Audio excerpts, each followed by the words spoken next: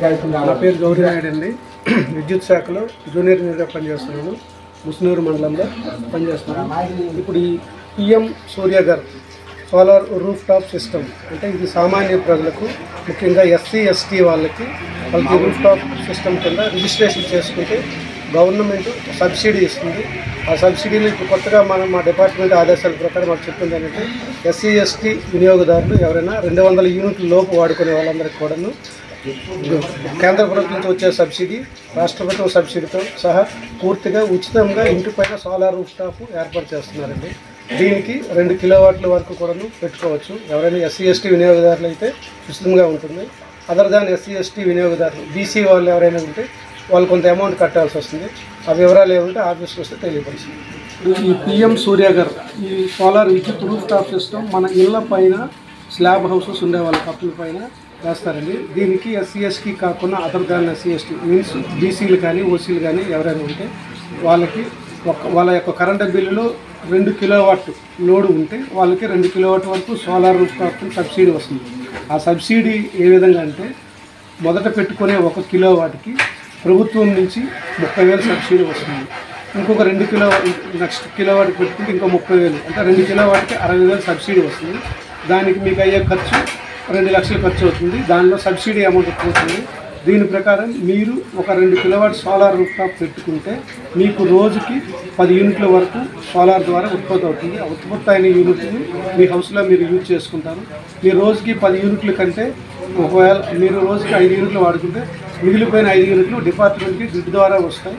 దాని నుంచి ప్రతి నెల 2-3 నెలల తర్వాత మీకు ఆ బిల్ అనేది వెనక్కి ఇస్తారంటే మీరు ఏదైతే 10 యూనిట్లు ఉత్పత్తి చేస్తున్నారో చేసిన దాంట్లో మీరు వాడుకొని 5 యూనిట్లు పోయిన తర్వాత మిగిలిన యూనిట్లకి ప్రభుత్వం మీకు ఆ యూనిట్ కాస్ట్ తిరిగి మీకు చెల్లిస్తుంది.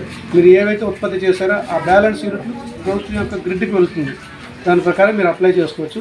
ఎవరైనా అప్లై చేసుకోవాలనుకుంటే మీ స్థానిక యొక్క లైన్ మ్యాన్ కానీ, JLM కానీ, డిపార్ట్మెంట్ లైన్ ఇన్స్పెక్టర్ కానీ, AE సబ్ ఇంజనీర్ ఎవరిని అడిగినా వాళ్ళు ప్రొసీజర్ చెప్తారు. దాని ప్రకారం అప్లై చేసుకోవచ్చు.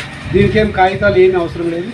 ఒకవేళ ఈ సోలార్ పెట్టుకునేటప్పుడు ప్రభుత్వం ఇచ్చే సబ్సిడీ పోను మిగతా మీరు కట్టవలసిన అమౌంట్ మీ దగ్గర అమౌంట్ లేకపోయినా ఇబ్బంది లేకుండా బ్యాంక్ లోన్ కూడా ప్రొవైడ్ చేస్తున్నారు.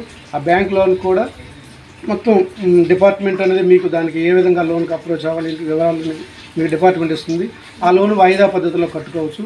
దీని ద్వారా మీరు ప్రభుత్వానికి మీరు కరెంటును ఉత్పత్తి చేసి తిరిగి మీరు ప్రభుత్వానికి అమ్ముతున్నట్లు లెక్క వస్తుంది. ప్రభుత్వానికి ఆదాయం సేవ్ చేయొచ్చు. మరియు ఎక్కడో ఉన్న కరెంటు అక్కడ ప్రొడ్యూస్ చేసిన 2 యూనిట్లు ప్రొడ్యూస్ చేస్తే మీ దగ్గరికి రావాలంటే 1 యూనిట్ వస్తుంది లైన్ లాసెస్ వల్ల. అంటే మీరు సోలార్ ద్వారా 1 యూనిట్ని ఆదా చేస్తే 2 యూనిట్లు ఉత్పత్తి చేసినట్లు లెక్క. ప్రకృతిని పరిరక్షించవచ్చు, మీ యొక్క కరెంటు బిల్లులు తగ్గించుకోవచ్చు, ప్రభుత్వానికి కూడా తోడ్పాటు అందించవచ్చు.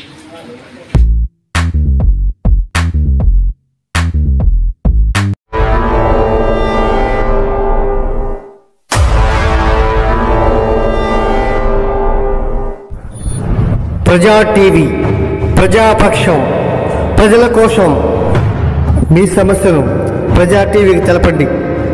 ఆ సమస్య పరిష్కారానికి ప్రజా టీవీ కృషి చేస్తుంది. ఓకేనండి, విన్నారు కదా. మా ప్రజా టీవీని సబ్స్క్రైబ్ చేయండి, షేర్ చేయండి, అలాగే కామెంట్ కూడా పెట్టండి, నచ్చితే లైక్ కూడా చేయండి.